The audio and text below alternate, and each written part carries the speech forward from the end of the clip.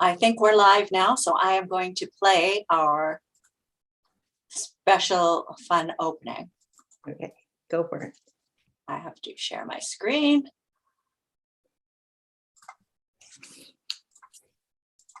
Oh, shoot. Looking good.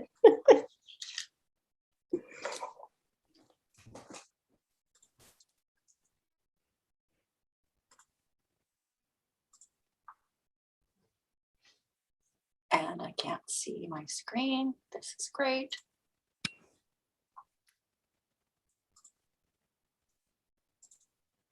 There.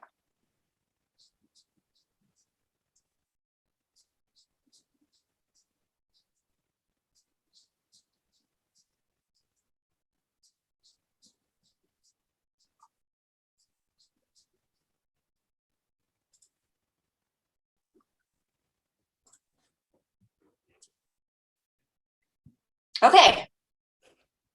Was there music? I couldn't hear it this time. I could last time though.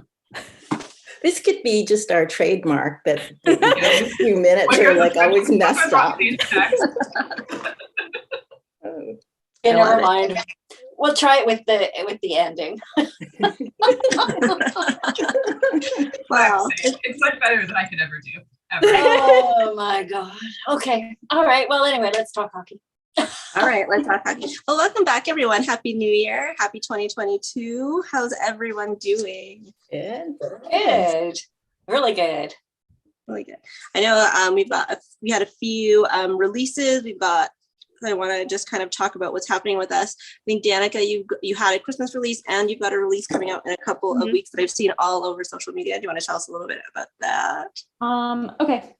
So the book that I released in December, it's called Accidentally in Love. It's the first in my brewery small town romance series. That one is about an accidental pregnancy between two people who are like friends with benefits. It's a little bit of an older couple. He's 40 and she's 35.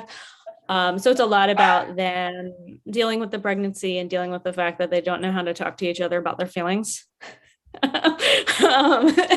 Definitely had some comments about like, why are they like this? And I'm like, I don't know. So that one came out. It's like a Christmas book, but like Thanksgiving and New Year's are in it as well. So it's kind of an overall holiday. But yeah, it's a very Christmassy cover, which I love. And then in March, the third book in my hockey series, the Philadelphia Bulldogs Against the Boards is coming out. This is my proof copy. I don't have my paperbacks yet. But it's a enemies to lovers, like forced proximity. Her brother plays for the team and she does not like this other player on the team at all because he said something really stupid to her when they first met and she kind of holds a grudge about it. Her girlfriend breaks up with her and she, on a whim, applies for a sales manager position with the Bulldogs, doesn't think she's going to get it. And she gets it on the spot and she has to find a place. She has to like move to Philly like right away. And she's Canadian. So she like has to move from Canada. So her brother's like, just stay at my place because I'm going to be playing in like the international hockey. So just like stay there, but you have to stay, like Benny lives with me now. And she's like, what? So it's like, she has to live with this guy that she really doesn't like. And he says he like frustrates her, like she frustrates him, but like really he thinks she's very attractive and like tries to like deal with that. Yes, they're very stupid too. Like they like kind of, it's a little bit of a struggle for them, but that one is coming out in March. So like a little over a month. And that's the third in my hockey romance series. Yay! Congratulations. I'm excited for it. I love all the quotes online that I've been seeing lately. And then I saw some really cool news for Kelly's book on Barnes & Noble list. Oh yeah. Yeah. So this is the Ozone. Yes, yeah. Yep. So it came out at the beginning of January 4th, and it's done really well. It's gotten some really great reviews and hit number 6 on the Barnes & Noble bestseller list. So yay. Yay. Amazing. That's so wonderful. Yeah, I'm really happy. And it's the first, well, it's the first book in my new Bears series, which actually ties into the first 3 books, the last 3 books of the Bears series. But all new sexy stories and new characters, and some of the old characters too make appearances in it. So I just finished, or I shouldn't say I've finished them. I'm just working on developmental edits for the next book, which comes out in April. That one's called Good Hands. I've always got have the the best ozone on title. I've got that on my Kindle, but I haven't read it yet. So something to look forward to. Yeah. Oh, good. And then Mel, did you have a holiday release that I missed? Nope, I don't Nope. have anything. I have a Valentine's book, which Ooh, do you have it with you? yeah, I'll get it. Yeah. No, I don't have it here. Oh, Sorry. My Viral Valentine. So it came out, it's 2 years old. So anyway. I read that book. It's really good. Okay, I'm excited. And then we have a Swoony Award nominee in our midst today. Yes, yay! Congrats, Stacey. Lovin' Latkes, which is the 3rd book in my Friendships and Festival series, came out in October, and it has surpassed my expectations of like how it's found its audience. Like the love, like makes me like I'm thrilled, and like the Swoon Awards are just amazing. They're a reader nominated thing. People had to like write Love and Latkes on how many ballots in this holiday award section. Like there are a bunch of different categories. People have been voting, and now they're voting in the semifinals. And I am honored, like unbelievably, ridiculously honored that Love and Latkes made it into this category. I'm so happy for you. That's great. Yeah, I voted. I voted at least once. I don't know how many times you can vote. Oh, that's amazing. So when's the next round for that one that we find out? I'm not sure.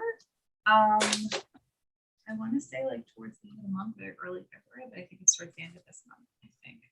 Yeah. I'm kind of like trying not to focus on it because like I know, but like I'm just really excited, and yeah, I'm just really glad. So. That's good. I'm really excited for you. I know how much this book means to you. That's really great. So we are doing our first ever book club here at 5 Chippy Chicks. So we read the book, Game Misconduct, which came out in October by Evan Moore and Javina Shaw. So I just have a little bit of an intro about our authors, and then we can start a roundtable. So Evan F. Moore is a Chicago-based journalist, syndicated columnist, educator, and content writer. His work has been featured in Rolling Stone, ESPN, The Undefeated, The Shadow League, The Grade, Bleacher Report, Chicago is the Nation, Chicago Magazine, Ebony, Chicago Tribune, Daily Southtown, Chicago Sun-Times, Chicago Reporter, Daily Herald, Huffington Post, and so much more. He's most proud of his work on the now defunct sports website, Chicago Side. He had many appearances on TV, on the radio, and his entire portfolio and resume contact information can be found on his website at www.evanfmore.com.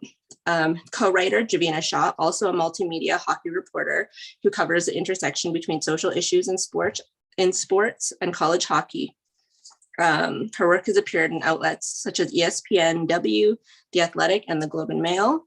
She has given a host of interviews, television appearances on the CBC, and 2 of her essays have been listed as the best American sports writing notables. She's been known as a sports personality to watch.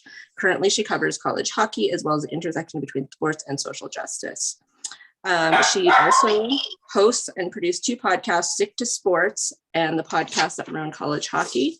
And her also portfolio and resume contact info can be found at her website, www.javinashaw.com. So let's start with a roundtable on the book. And I'm going to put, I think, Mel on the spot first, because she has some thoughts about the book. Well, I was disappointed in the book. I guess for me, my question would be, who is this book who's the intended audience for this book? Because when I read it, I think as hockey romance writers, we have to do quite a bit of research into the world of hockey, because I mean, you're a woman, you're trying to project yourself as your hero, you're trying to identify others' experiences. So like a lot of the issues they talk about here, bullying, sexual assault. I mean, if you have been a fan of hockey, you know these things already. I mean, to present facts, not facts, more incidents, you know, just to run off incidents this way, I'm not really learning anything. I was a bit disconcerted by the amount of times they used anecdotes rather than statistics. I mean, I feel like anecdotes are important to get you into the story, but like 5 anecdotes don't equal like a trend or anything. You also have to, if you're exploring something like, let's say sexual assault, which is pretty, you know, rampant, but you'd have to compare that to the population, like the young male adult population versus the hockey population. Is there more sexual assault in hockey than there is in the general population? Because I understand for football, they found that it was exactly the same as the population, because you hear about all these guys and you think, oh, it's just awful. But then if you compare it to the general population, it's the same. Then all you're saying is there's all these problems in the world and they're also reflected in hockey. So anyway, so I'm sorry to lead off negatively, but I guess, and I also did wonder if there was a Canadian American thing, because for instance, when they said Republicans love hockey, well, I don't think that's true in Canada. I think there's a real cross section of people that like hockey here. So things like that, I didn't feel applied. Sorry. No, I know Stacey had a few things she wanted to bring up. Maybe we'll throw things over to her. So I think that this is a really good compilation in terms of the problems in hockey in a lot of cases. I do think that I would like to see more studies, maybe by whether a sequel to this book or whether another book, like someone else writing about this idea, because there was a large sort of section I think that was missing, which is this idea of religious and cultural prejudices. We talk about defaults all the time, right? We talk about the white default, we talk about the straight default, we talk about the male default. And each of these defaults, the cis default, each of these defaults are challenged. We're expected, and as we should, challenge each of them in context. But unspoken lies the Christian default. And I'd like to see that sort of cross-section of prejudices examined and compiled in the same way, because that default also creates problems within the scheme of hockey. We hear about, I want to say, like, one of the conversations in the book was about Nassim Kadri, and you talk about him in terms of his ethnicity, but his religion is naturally part of that conversation, right? Like, but that also applies to other players. And I want to see those kinds of prejudices examined and discussed, and the issues, because the thing is, like, there's, towards the end of the book, there was a quote, what is it? One of the sort of summation sections that says, there was a quote that says, "Tell them you want to celebrate diversity and ask if there is any holiday or cultural practice they participate in." The problem with that is that unless and until you deal with religious and cultural prejudices, that is as horrible idea as any of the other, as asking any of the other people dealing with the other defaults to come in front of the team and share their experiences. Unless you deal with those kinds of prejudices as well, that kind of an idea of opening and sharing culture is a really awful one. So, but that was pretty much, as I said, the rest of it was definitely a really good compilation of all of the other issues facing hockey, in terms of, for people who come into a situation not really believing, not understanding, you know, you were talking about audience, Mel, and who this book was for. And I honestly think in a lot of ways, this is for the people who are like, oh, everything is perfect, everything is fine. And yet in the end, like, you've got like chapter after chapter of these examples of what's going on.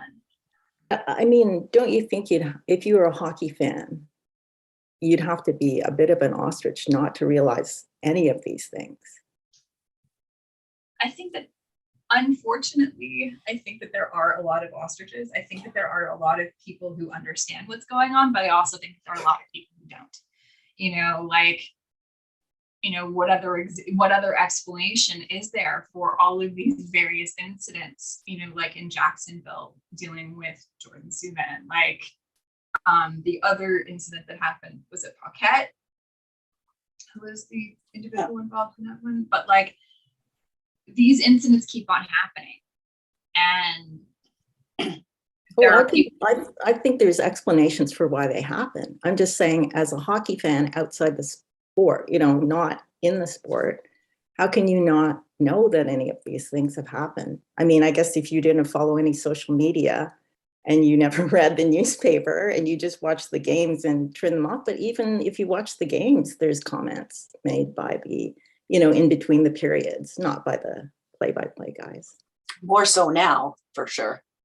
Yeah. Well, and Stacey, like, as a Rangers fan, I mean, you couldn't help but say, like, wouldn't you say one day, well, why isn't Tony DeAngelo playing today? Like, well, that's the perfect example of why I understand that there are multiple people who are ostriches. You do have people who are socially conscious, who are socially aware, who are aware that racism, sexism, anti-Semitism, homophobia, xenophobia, the list goes on and on and on, exist in hockey, because those are the people who are like, I want DeAngelo off, you know, I want DeAngelo, you know, these people who are like, he needs to be gone yesterday, like, what's going on, why is he still here? And then you have the defenders who are like, I can't believe he, you know, I like to hear him speak his mind. And those people, right, those people are the ostriches, those people who are either ostriches or willingly racist, willingly like subscribing to these prejudices. And so, and then there were people who were asking, like, what's going on? And those people, right, like, those people are the ones who this book is for, or should be who this book is for. Not the people who are like, he's just speaking his mind. Yeah, they're never going to read this book, though. You know, just the title. I agree with you, Mom. Yeah. Why don't you go ahead and take it from here, Danica?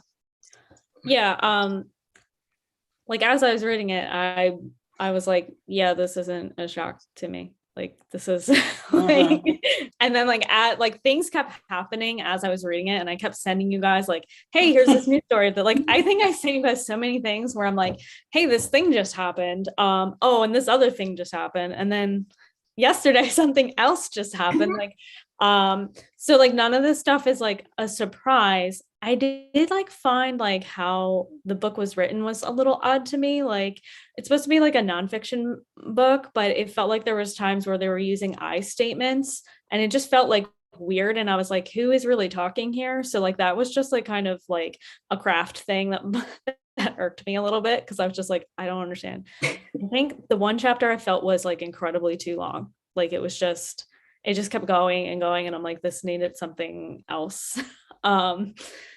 Yeah, and I know like we individually had talked about like the women's hockey section is just completely out of date now because it's a completely different league now. Not that they aren't without their issues, but I felt like that was a little bit that chapter was a little bit sloppy to me. Like it just didn't feel like they knew that much. And also because so much stuff has changed since the book came out, like it is a little outdated. So it's kind of hard to like critique it in that way because they probably did as much as they could at the time. Like I know we understand publishing and how long it takes books to come out and stuff like that. So like I kind of understand that, but just like reading it now, it was kind of hard to like be like, well, none of the like I don't know. Like that whole section did bother me a little bit. Anything else about it? I think Mel and Stacey have kind of talked for me on some of the stuff. That's all good. Kelly, yeah, you made a bunch of notes that you wanted to discuss or just even bring up. Yeah, well, I couldn't bring up all of them, but we'll talk about some of them. Mel said a lot of things that I had already thought of, but one of the things that I'll just talk a bit more about was her when she mentioned, it being a very sort of American focused or US focused book. That struck me right from the start, and I will say it did.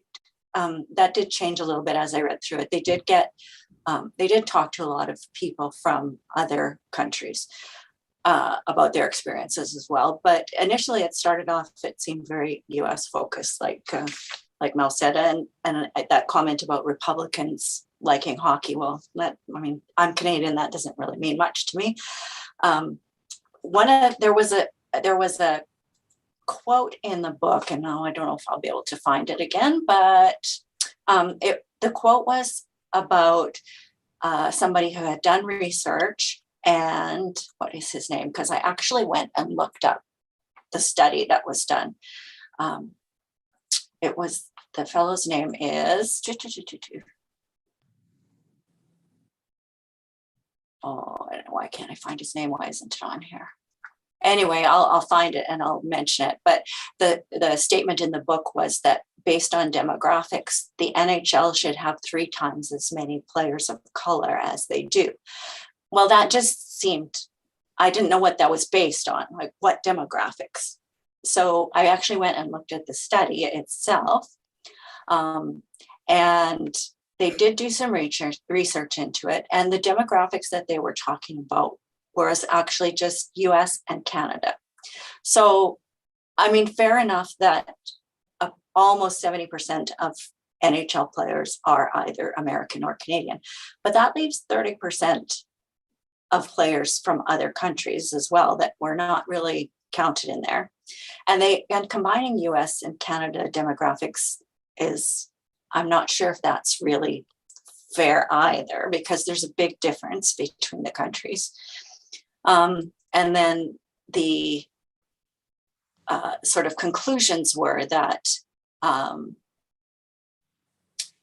the actual numbers were that the NHL should have had more than 120 additional players of color.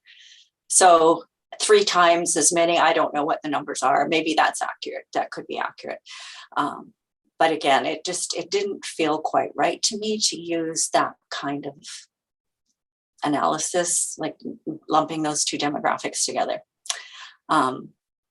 I looked at some of the numbers too, in terms of percentage of populations that are Black or percentage of populations that are Asian or Middle Eastern or whatever. And there's big differences between Canada and the US.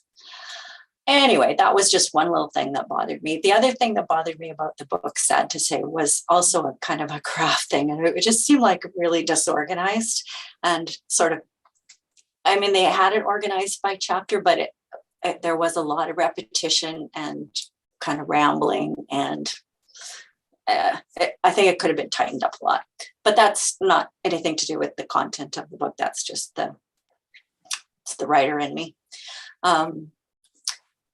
We were talking about, one of the things that both Stacey and Mel were talking about was that issue about people not knowing about this. And I think there's a comment in the book that says something about that. Again, can I find it? Some folks love not to know, and they'll engage in mental gymnastics when the subject matter makes them feel uncomfortable. So I think that's sort of the key to that there's a lot of people who probably see this stuff, but don't want to know about it. And you know what? Honestly, I could put myself in that category, not so much recently, but in the past. I'm Canadian. I've watched hockey since I was born. I love Don Cherry. And then things just got really problematic with the things that he said. But there's lots of people that don't want to know about those things. So I love hockey. I'd love to pretend that hockey is great and perfect and this stuff doesn't happen, but the reality is that it does. So that was another comment I can make about that. There's lots of little things that I saw when I went through it that I thought were good. I think some of the others have already said, like, yeah, we already know this stuff. We know this went on. Lots of anecdotes, which is good for sort of, arousing the empathy for sure of what players go through when you hear stories of how they're impacted by racism or sexism or homophobia. Where was I going with that? I don't remember. I think one of the things that stood out for me was about the mention about why is hockey like this? And some talk about toxic masculinity. Not a lot of talk about that, but they did mention it. And also the fact that, and I've always thought that this is why hockey is a great sport, is because of the emphasis on teamwork. There aren't the big individual superstars like there are in some sports. Well, there are hockey superstars, but they always talk about the team. They never talk about themselves. So it's very much a team focus. But that can also be a negative thing when it comes to dealing with these kinds of issues, because people don't want to talk about it or bring it out in the open. They'd rather just keep it within the team or within the locker room or whatever. So that's a problem that needs to be solved in the NHL. Good. Thank you guys. Well, I did have some of the same comments about the book. The US really focused on the book. I don't know if it's just because I was Canadian where I was like, oh, this is a US book.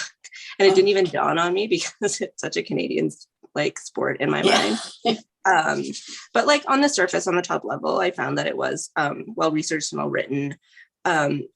But yeah, again, half of the book was the first 3 chapters. And then we had 6 or 7 chapters that were very thin. And especially when right on the title, it says how to fix it. And it's the tiniest chapter in the back. And I'm not sure that they were saying, when we joke about hockey players and they have kind of canned answers for things on the media, I just kind of felt like that's what this book really was a book of canned answers. Of course it's hypermasculine. Of course it's the ultimate team sport. Of course there's a homogeneous look to the players. But I'm not sure that they gave anything that was going to help fix it. They didn't offer, a dismantling of the whole team. They just kind of pointed out the issues, but not really what can we do about this? For example, they talked about the billet system being a part of the problem, and that it doesn't just happen in hockey. In tennis, people go and they go to other countries to live with their coaches, things like that. So I'm not sure that that's the answer. It's a lot of the things that happen in hockey in terms of the lower levels are the same in every are probably the same in a lot of sports where you go play where you can be trained, right? I think, for example, in tennis, I think it's Andy Murray who played with Rafa Nadal in Spain. They're fine. They're not toxic in their masculinity, I don't think. So I'm just finding it, and I'll go to the questions that I had on here because these are where the questions came out of where I got these questions from is really like, what are they offering here on how to fix, the toxic hockey culture? There's one thing I did want to mention right at the very beginning of the book. Jasvina Shah, she opened the book. Do you guys remember how she opened the book? How she was like driving somewhere because she was, oh yeah.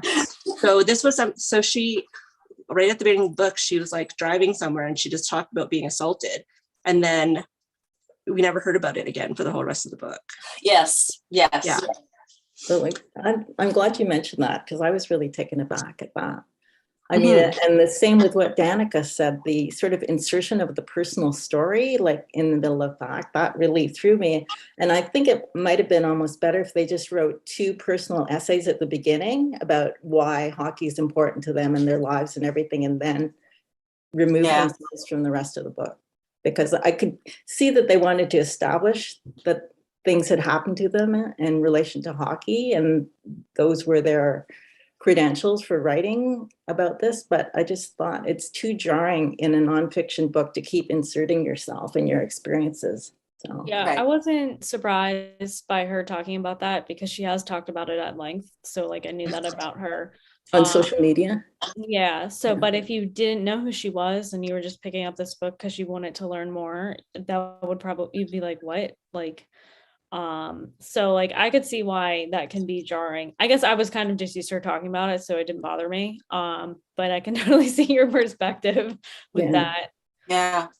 It's raising a lot of questions about why it's there, like in terms of the book. So Yeah.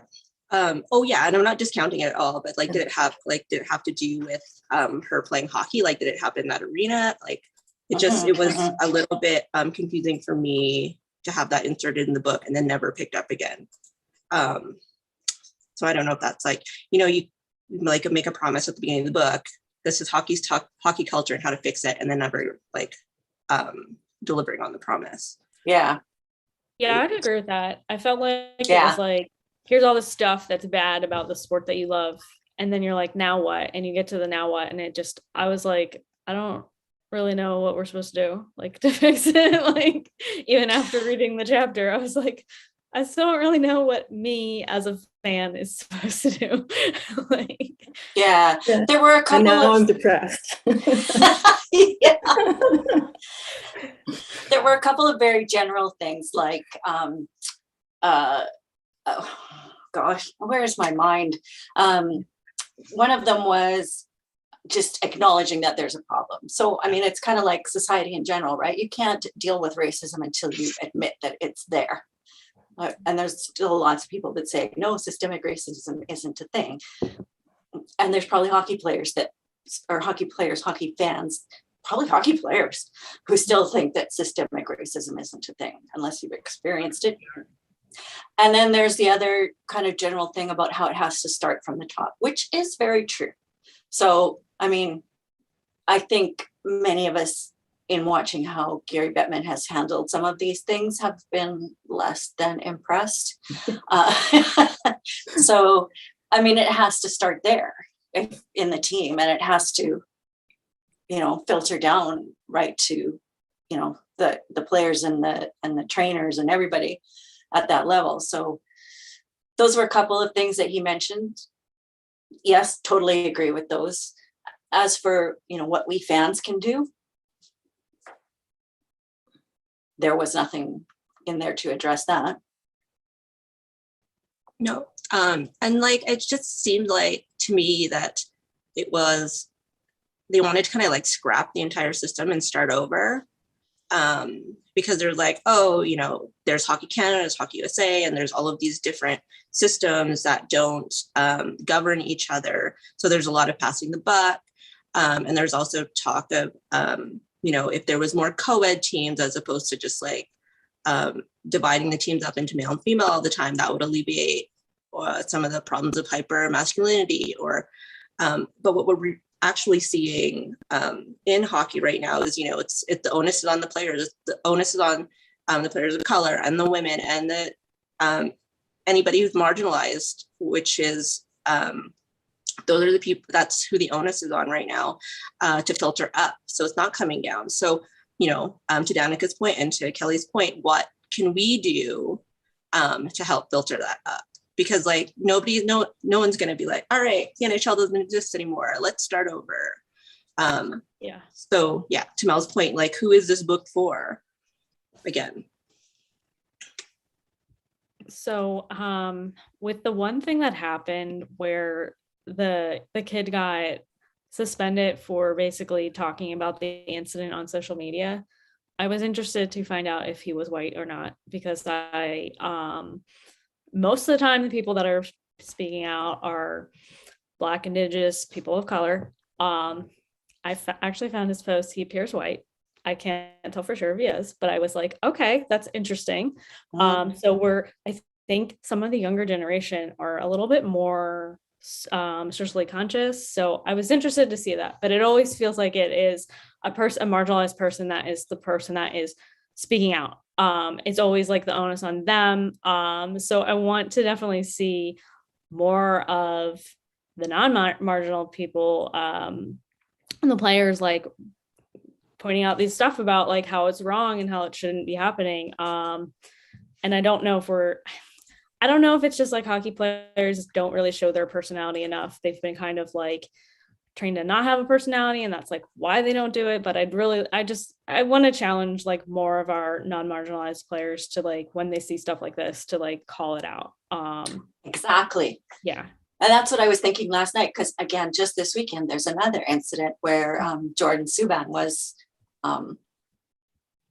insulted, slurred by, I forget the guy's name, but Aketa, I think. Yeah. Has any, and I'm not all over social media and I don't see every team and what they're posting, but has any white hockey player come out and said that was bad? I don't think I've seen anything. Yeah. I don't know. I saw the perpetrator got released by his team. Yes. Did he? He got Yes. suspended by the ECHL, but actually got released by his team completely. So Well, I It would imagine just- it happened just after somebody gets suspended for 30 games for the same Right. thing. It's Right. like, is that not enough punishment? Like, isn't it wrong? Are they not learning? But then in group chat, we shared about that young hockey player who defended one of his teammates against a slur, and then he got suspended. Yeah, he got Yeah, that's who suspended Danica was talking about.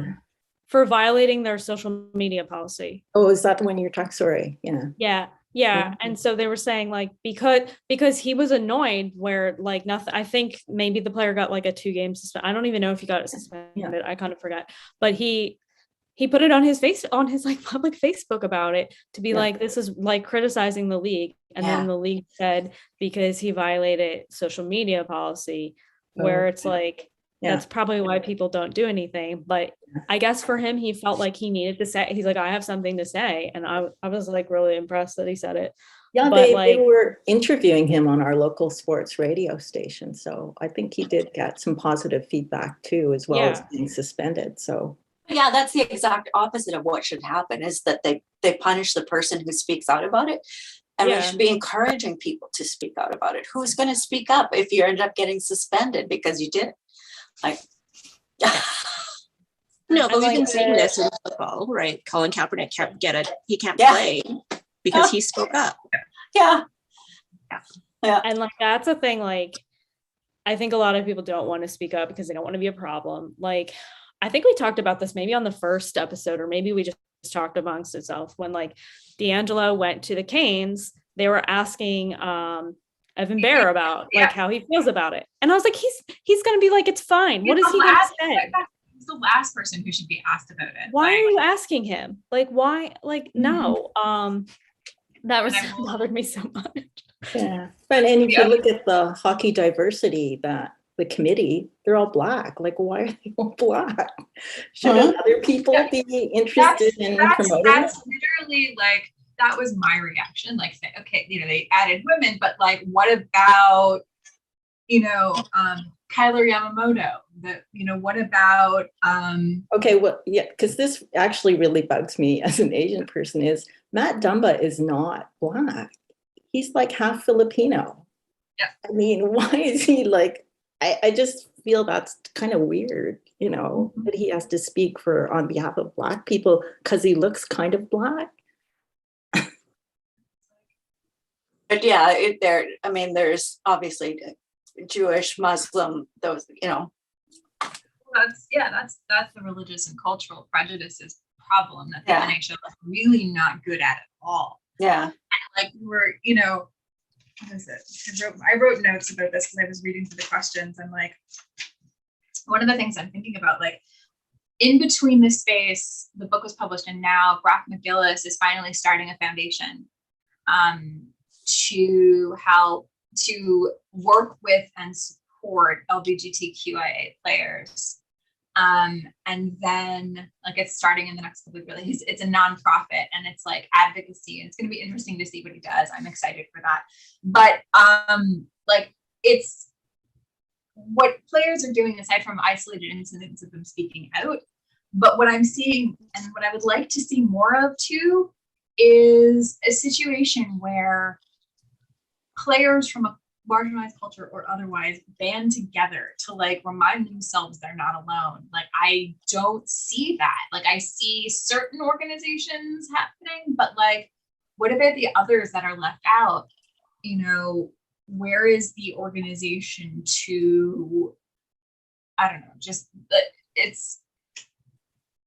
I think this is something that we see across the board in terms of groups of people coming together and remembering that they're not alone. Like,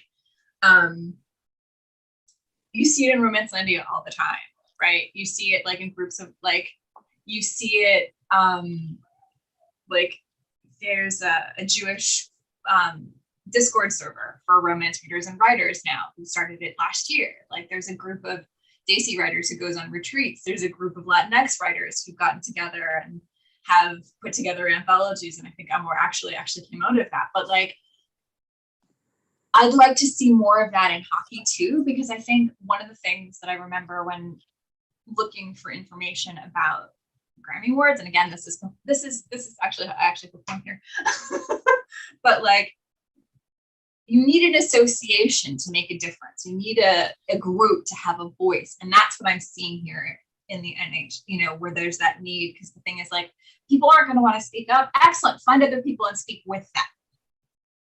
Right. That makes sense at all. Oh, for sure. And then I can't remember who sent the TSN the Hockey Diversity and the Budweiser like tape. I don't know about you guys, but I cried watching that just to see how horrible their people are being treated on the ice. I can't. I thought that I would cry reading this book, but I felt like that was more poignant than this book was, that they were doing a little bit more. And to your point, Stacey, there should be somebody behind them. And I was shocked that the NHL didn't want to, back this up. And like, it's not like Budweiser is the greatest, they're not the greatest people either, but like they're willing to put some, like at least put their name behind it. So they're going to help.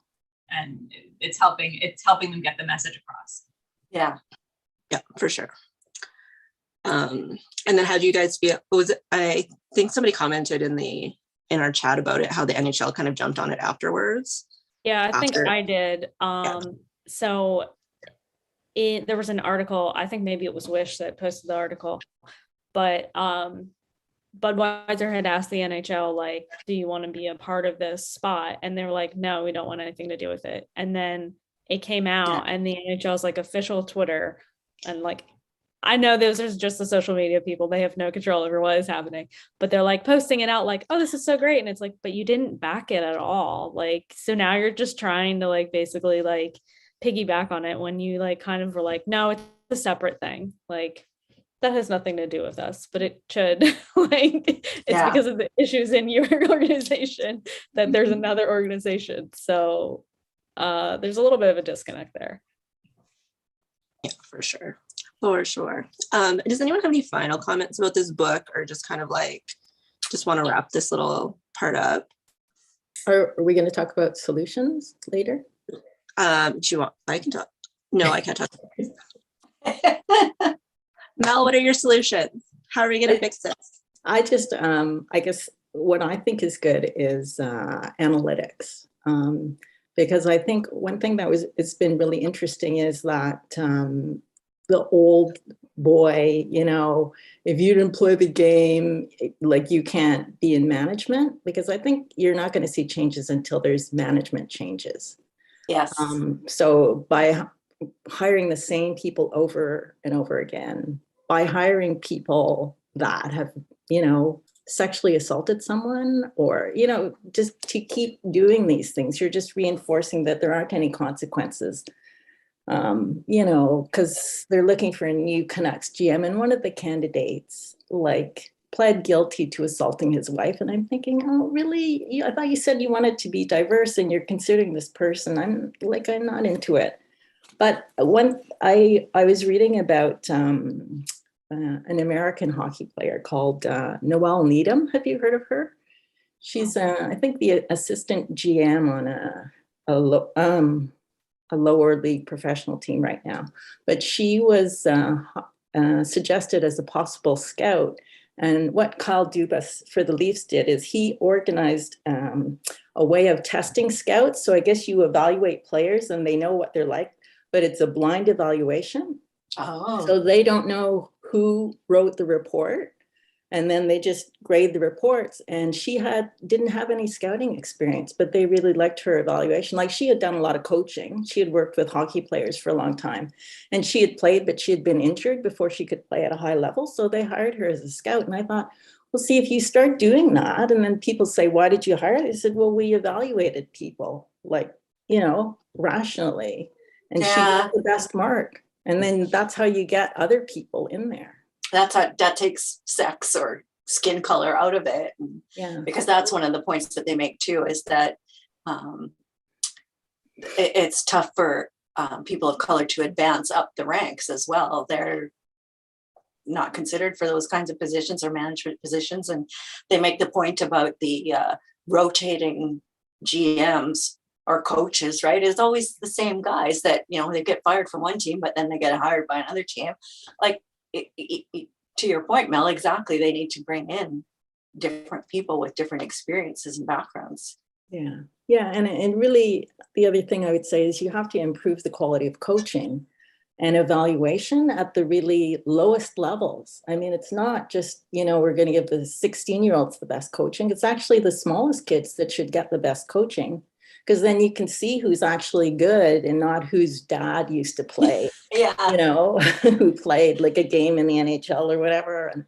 And I used to be the manager for my son's hockey team. And what they said was true. Because I was the manager, I was talking to the coach, and they said, yeah, we were choosing the rap team. And they said, well, who's got the hottest mom?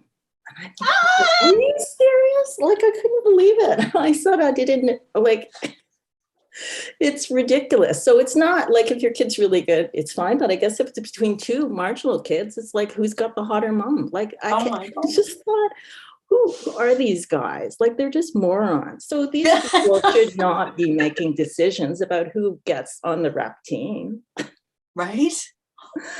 So kind of at the lowest levels, maybe they need to evaluate people and say, this kid, and you could do it later. In fact, I don't know, in the Winter Olympics, there was that cycling champion, the Canadian woman. She had been a soccer player, and then she went in the RBC. They have an evaluation program where they do a whole test and they see what sport you would be really good for. And they said to her, with your body build and your stamina, you'd be good in cycling. And then she won a gold medal, and she had never cycled before. So things like that, just using statistics to evaluate people rather than the old boys system, I think it could really help. And there might be something to that, because they've done it in baseball, right? Just pure analytics, and it's working. So why not? And I'm sure the Red Sox aren't complaining about all the money they've made off it, if it's profitable for hockey teams. Do you know what I mean? Yeah. I don't know baseball, but when you watch Moneyball, that's what you're thinking. You're thinking, oh, well, so statistics could win, give you a championship team. That's pretty interesting. It is. Oh, for sure. For sure. Well, I'm glad I read this book. It was just Yeah, it's fine. yeah, I'm glad I read it. I'm glad I'm done reading it. I'm also really glad to hear all of your perspectives, like, because you're all like me, you all love hockey, and so it's interesting to hear different perspectives about it too.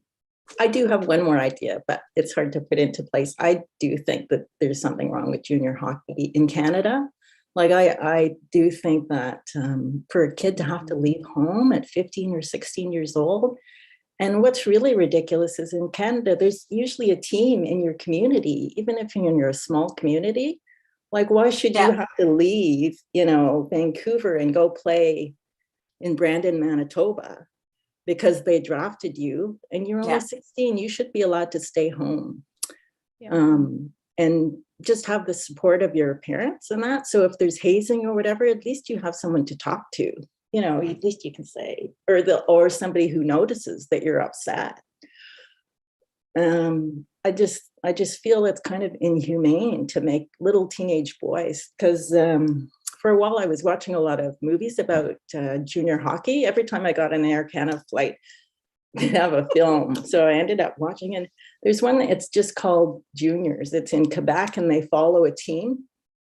I think they're called the Latkes. And they followed them for a year. And so it shows them and shows transactions, like a guy gets traded and he starts to cry. And I thought, like, they look so big, but they're just little, they're just like 16 or 17. And they're told they have to pack up everything, leave all their friends and go to another team. And so they're crying in the general manager's office. And I thought, well, that's just awful, like treating them like that. And they're so young and they have to do everything by themselves. It just made you realize that even though like their bodies could be 200 pounds, they just got the emotional development of a little boy. So it's just I just think it's kind of a brutal system. At the States, it's better because if you can go to college, then you get more time to develop. You at least get a college degree. So if hockey doesn't work out, you've got something. I think it's a lot better. I think in Europe, they like go and live on their own when they're 15 too. And it's kind of really weird. I don't know, because Elias Pettersson, when we got him, they said he had played on the same team like his whole life, basically.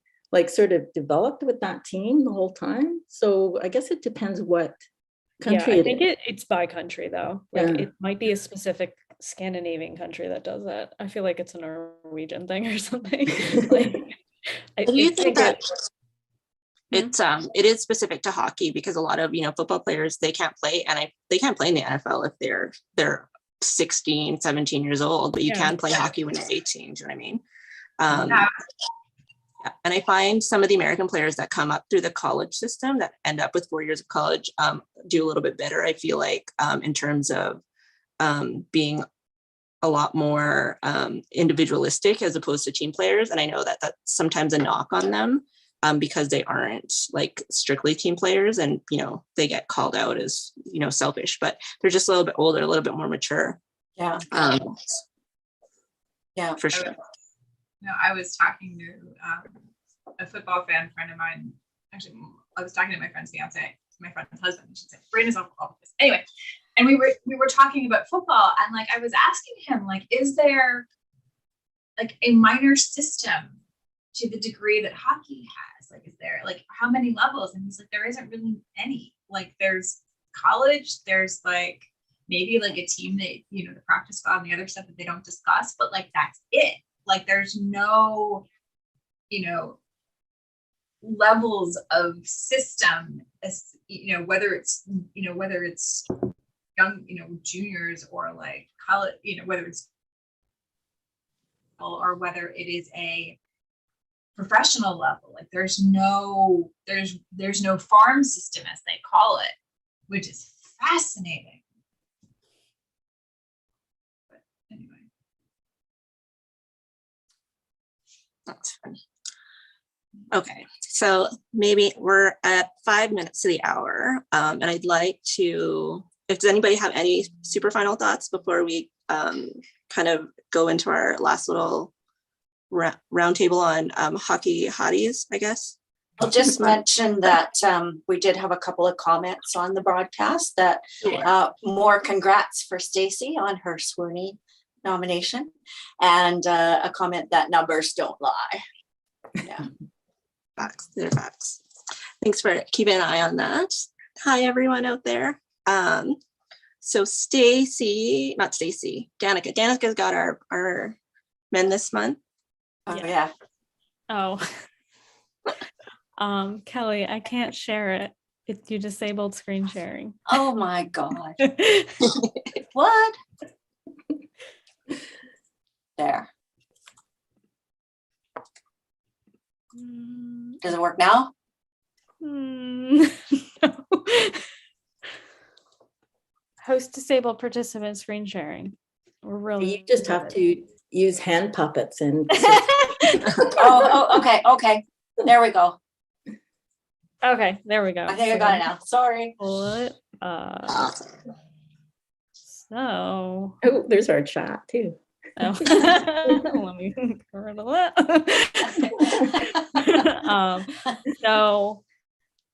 If you're new, every month we always like pick some like hockey players in nice suits. So each of us like pick one. I usually have a Flyers guy on it because I'm a Flyers fan, but I don't want to talk about my terrible team right now. So I pulled someone from the Kraken's like Twitter. I'm like, I don't even know who this is, but okay. And it's just really funny though. Their Twitter account, I guess they all dress like in the same color, and their Twitter account was like, "Oh, what color is this suit?" like because people on the social admin team were like arguing about it. So I really do like what the Kraken is doing. I think they have a lot of really smart people, and I think they are one team that I think is pushing the inclusiveness and diversity, and I think they're able to because they're brand new. I definitely think they're doing a great job that way. Good point. Agree. Yeah. Okay. I'll go. So Brett, I've got Blake Coleman there in the corner.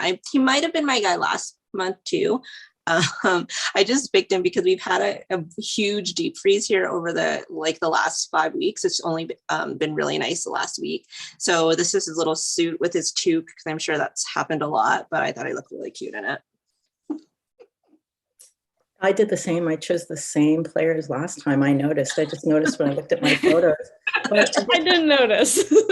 they have the worst. I don't know what's going on. The videos are really good, but the still photos are just terrible. So I just have to screenshot. They have this position where it looks like they're coming out of the washroom, but it's just a swinging door. But anyway, I just thought if somebody was doing up their fly, I wouldn't be surprised. But this one.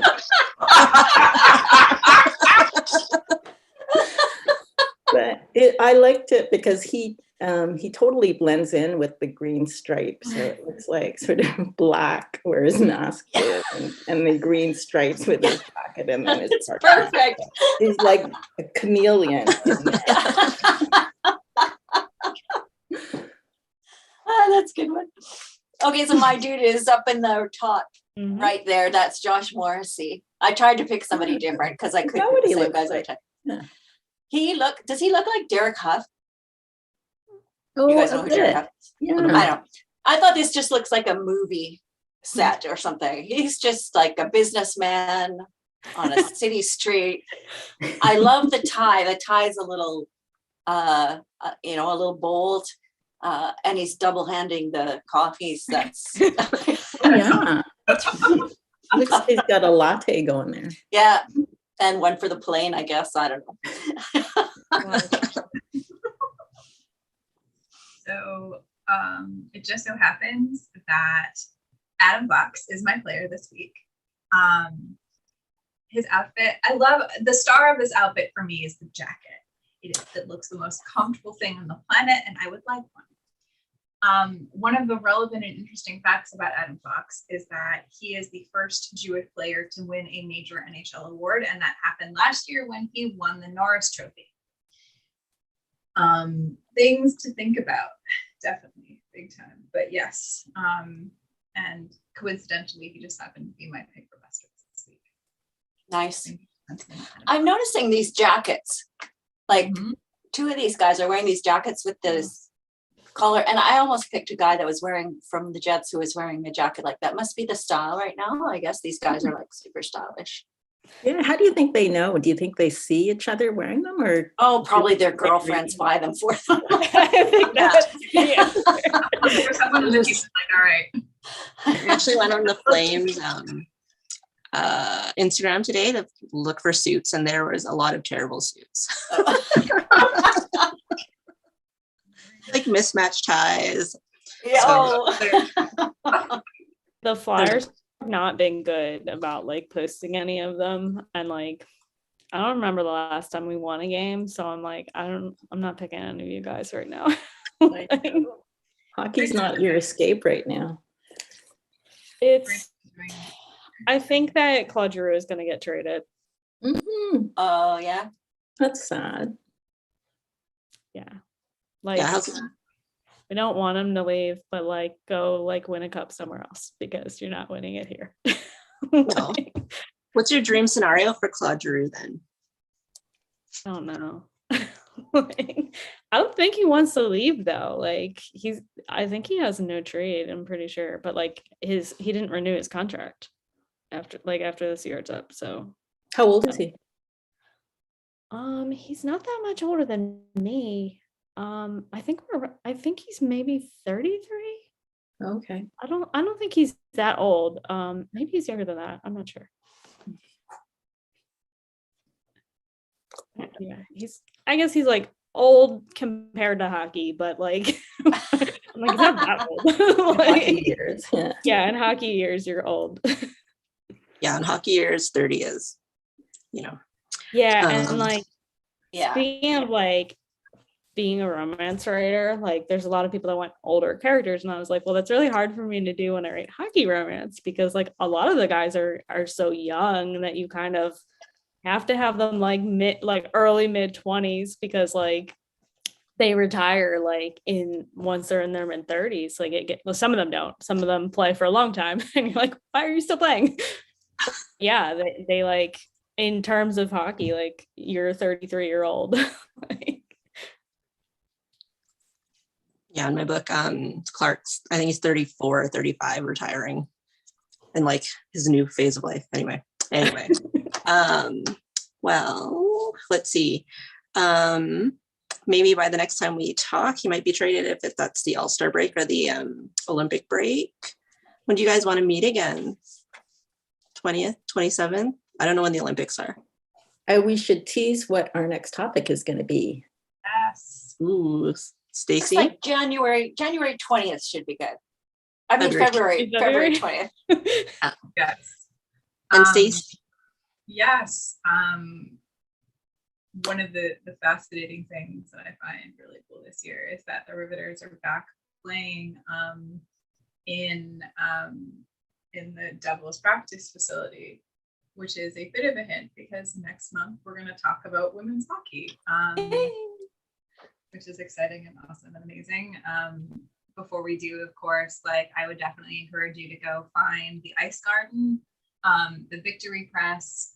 There are some really amazing people covering women's hockey. And they're doing a really, really great job, both as well as like some people are doing it also for the Athletic. But the two big sites are definitely the Victory Press and the Ice Garden. The coverage there is top notch. And I think also the 9, which is a newsletter, I think Erica Ayala, who's doing one of the people doing play-by-play on ESPN Plus for the NWHL, for this PHF, brain is not working today.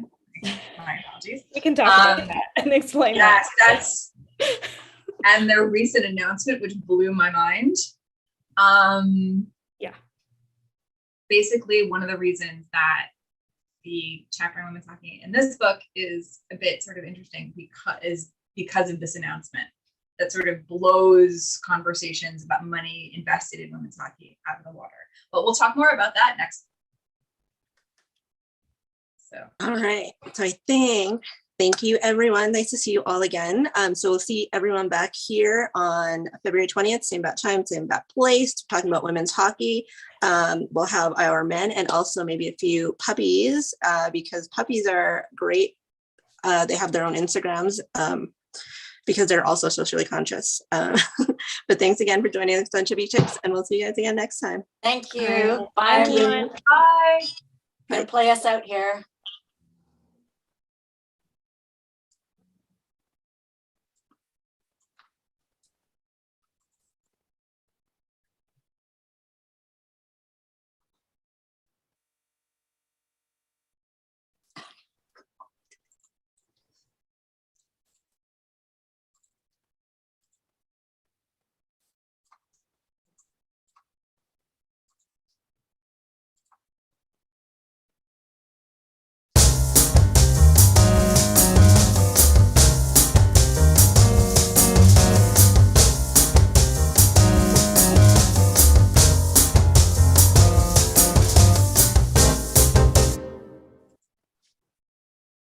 Yay.